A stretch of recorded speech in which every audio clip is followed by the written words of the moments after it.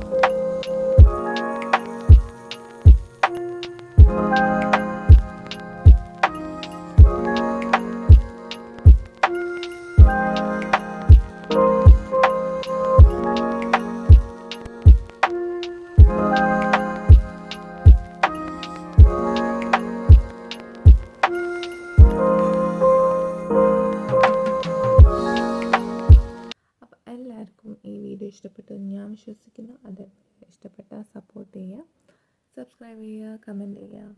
അതുവരെ love you all.